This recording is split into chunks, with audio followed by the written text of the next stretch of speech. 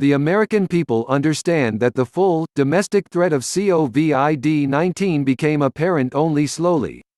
When health experts called for more extreme measures, voters saw a president, in defiance of the left's caricature of him, act on the science, issuing guidance that put public health above economic considerations.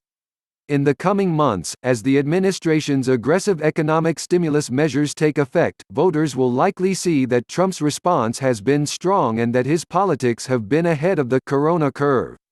In the current crisis, President Trump's politics of national sovereignty have, in fact, found clear vindication. Which other president, and which other candidate, would have acted more quickly to secure America's borders? Can voters imagine a typical politician, whether Democrat or Republican, moving so swiftly to restrict travel from China and Europe? No.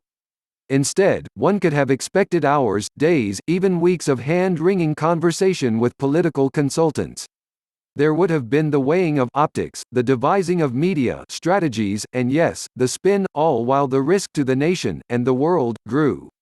Sure enough, typical politicians, some of them world leaders, reflexively criticized Trump's prompt actions.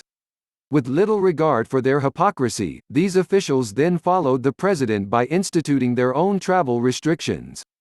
Trump's long-standing critique of the globalist consensus, and his desire for a strong, national manufacturing base, is also being proven correct. The U.S. cannot simply depend upon foreign countries, especially China, for critical supplies. Despite the tenets of globalist orthodoxy, in an increasingly interconnected world, it is ever more important for a nation to command its own industrial destiny. As Trump understands, there are harms as well as benefits to globalism.